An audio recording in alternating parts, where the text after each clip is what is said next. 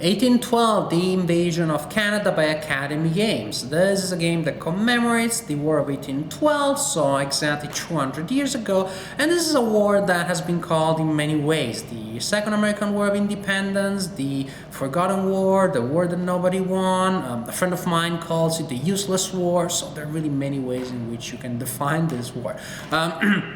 The war was started by the young American nation with an attack against Britain in Canadian territory in response to a series of diplomatic struggles that had taken place between Britain and the US, and also in an attempt to expand American territory.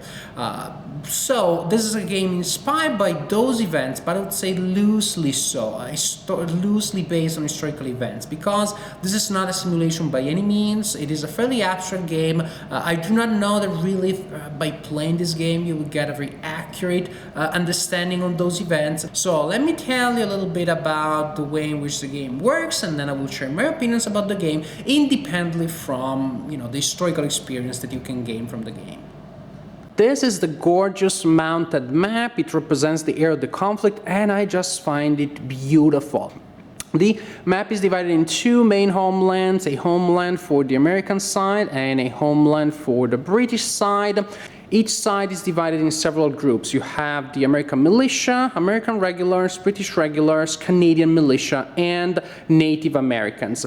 And you can play the game with two players, a player governing all groups of the American side and the other player using all groups on the British side, or you can play the game up to 5 players with a player per group. Of course, players in that case are working in teams, or anywhere in between really. You just have to distribute the groups any way you want among the players.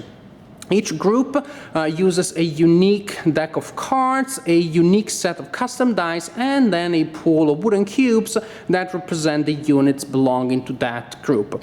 This is the initial setup for the campaign game. There are several scenarios that you can play. These scenario instructions will tell you the initial location of most of the cubes that must be placed on the board, but after that initial phase of the setup, each player can add a certain number of cubes to the board, and those cubes can be added freely anywhere in the homeland of the players. And so from game to game, you can experiment with different configurations of cubes on the board. A game is divided in a number of rounds that can go anywhere between 3 and 8. At the end of round 3, you start checking for end game conditions, and if the conditions apply, the game is over and you determine who the winner is. Each round is divided in 5 player turns, one for each group in the game, and each group has a blank cube of the appropriate color. You place the cubes in the dark bag, and then you shuffle, and then you start drawing cubes randomly. The cube that you draw represents the group that activates next. Once that group is done, then you draw the next cube, and that indicates the next group that is playing.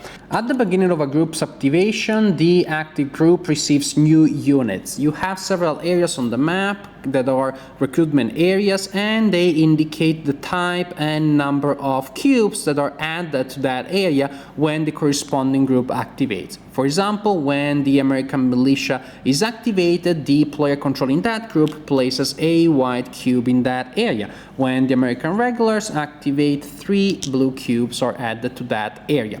But there is also another source of units. It may be that in a previous turn some of your units fled, so they were removed from the board and placed in this area here. Now when the corresponding group is activated, those units can be returned to the board, and they can be placed in a recruitment area that is free of enemy units, and the owning player can choose to place them all in a single recruitment area or to split them and distribute them between different recruitment areas. There's no restriction there.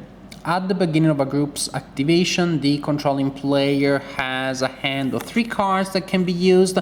Cards are divided in movement cards and special cards. When you play a special card, you simply execute the action or actions described on the card. During the activation of a group, the owning player must play a movement card, and then he can also play up to 2 special cards if he has them and decides to use them. Movement cards will indicate the number of armies that can be moved, and if the card is a card for land movement, like in this case, then what you also have here is the number of areas by which an army can be moved. This card will allow the owning player to move 2 armies by 3 spaces, this other one 3 armies by 2 spaces. For movement purposes, an army is a group of cubes that are in the same area and that include at least a cube of the active group. Also, of course, you have to stop as you enter areas containing enemy cubes. And suppose that the American militia player decided to use this card, then actually even another army could be moved by 2, and maybe the player decides to move another army somewhere else on the board. After all movement is completed, combat must be resolved in all areas that contain units belonging to both sides.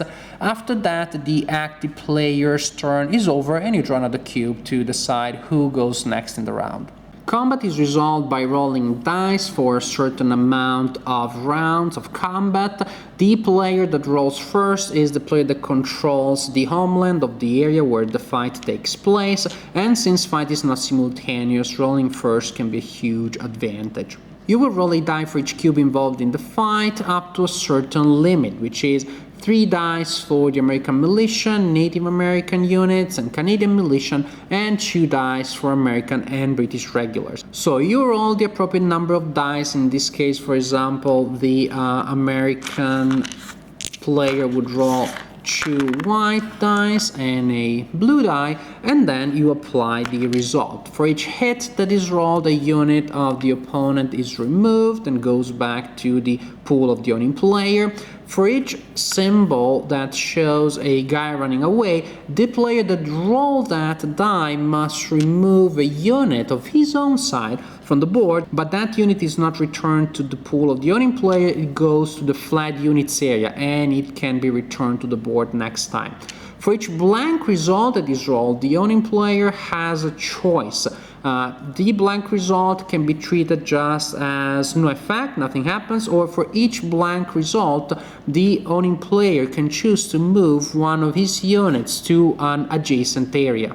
Usually you can move units to areas in your own homeland, or you can move units in areas of the opponent if there are already friendly units there. An important exception is Native American units, because they can be moved to adjacent areas in the opponent's homeland even if there aren't already friendly units there.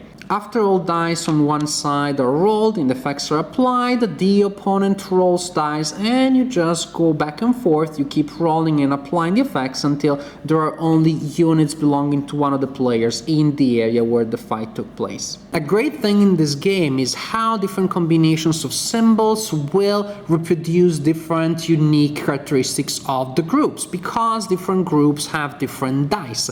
The British regulars, for example, have 3 hit results and 3 blank results for each die. That means that when they roll, they never flee. Either they stay and they hit, or, well, they have the option of leaving the field, but they just never flee. And also the American regulars are excellent fighters because they also have 3 hit results. Then they have 2 blank results and a flee. Yeah, they flee a little more often, but they're still good at inflicting hits. They're still good fighters. Then you have the Canadian and American militia that have identical dice with 2 flee results, 2 blank results, and 2 hit results. That means that they hit less often than the regulars, they flee more often. That means they show up to the fight, they try their best, but they're not as trained, they're not as disciplined, and there is a higher chance that they will leave the fight for running. But look at the nice idea here. Yes, the regulars will stay longer in a fight, will inflict more damage, but once they're destroyed, they go to the pool of the owning player and they can be returned to the game only according to a recruitment schedule that is printed on the board. There's only a certain amount of units that you can return return to the board from your original pool. But units that flee can all be returned to the board. There were 10 units that fled belonging to your side. All those 10 can go back to the game next turn. And this really gives you the sense of units that are, yes, less disciplined, yes, less trained, they tend to run away, but they're also much easier to reorganize and to put together and to bring back into the fight than regular units are. Isn't this great? I just like the simplicity of this. And the same is true for the way in which Native American dice reproduce the abilities of these units. These dice have 2 hit symbols, a flee symbol, and then 3 blank symbols. And since these units have that ability of grabbing land as they exploit blank symbols, of course, having dice of this type emphasizes that ability, gives the opponent player more opportunities to exploit that ability. I love it. I just love this. There's nothing else I can say about this. This is such a simple, elegant way to simulate the way in which different units will behave. You do not have to look at tables to keep in mind a million rules. You can forget about all the rules. You just roll the dice, and the dice make the theme happen, make your units behave in the way in which they're supposed to. I think it is great. When your units are alone in a key area of the opponent, key areas are indicated by that symbol, then your units take control of that symbol and you place a control marker there. In order for that area to remain under your control, you must keep units there. If all of your units move away, then control reverts to the player that had control of the area at the beginning of the game. And placing and keeping those markers on the board is absolutely key, because that is what you do to win the game. Each of the 5 decks in the game contains a truce card. So the British side has 3 and the American side has 3. Truce cards are movement cards, so you resolve the movement indicated on the card when you play the card, but after that the card is not discarded. It is placed by the board to keep track of the number and type of truce cards that have been played. Once a side has played all of its truce cards, then the game will be over at the end of that round. At the end of the round in which you played the last card that was necessary to play all the ones that belong to your side. Once the game is over, you count control markers, and the player that has most control markers on the board is the winner. And you can have a draw, there's no tiebreaker. So the game on one hand may be pretty abstract with wooden cubes and a map that seems a little generic. I mean, just the areas look kind of like all the same.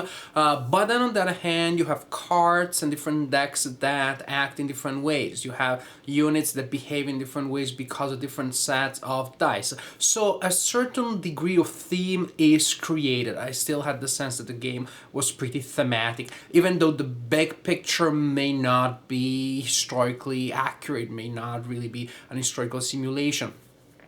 With 5 players in particular, we found the game to really feel thematic, because in that game you have each player managing a single group, so each player really gets used to the idea of thinking from the perspective of that specific group, of what that group can do, of how you can emphasize and exploit the capabilities of your group. And then of course you also have that diplomatic aspect when you have to deal with your teammate or teammates to figure out a strategy that makes sense overall.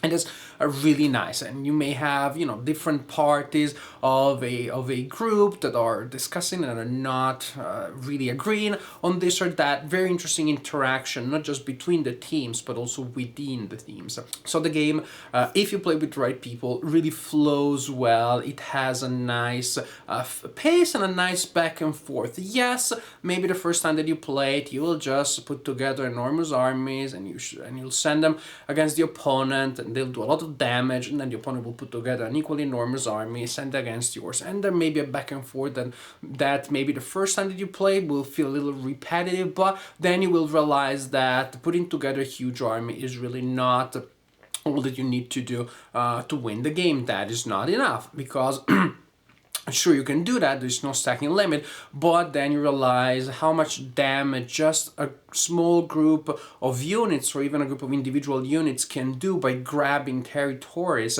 and victory areas while your enormous army is there, threatening a lot of places, but in reality occupying only a single place. Actually finding a balance between creating armies that are large enough to defend themselves and to grab terrain, and on the other hand to have units that are scattered around to be able to occupy terrain. That balance between the large armies and armies and the smaller groups, that balance is really key. It is probably the most important element on your path to victory.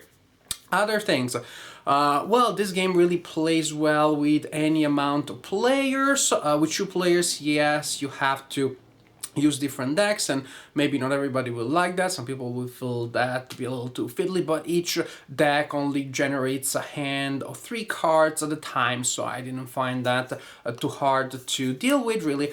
This is a game that is innovative. It really feels fresh. It has a lot of interesting decisions and a lot of challenges that come out from extremely streamlined, extremely elegant rules. It is a game that feels tight. It is a game that feels right to play, that can really be engaging and involving, and I personally enjoyed this game a lot. To me, this is another winner from Academy Games.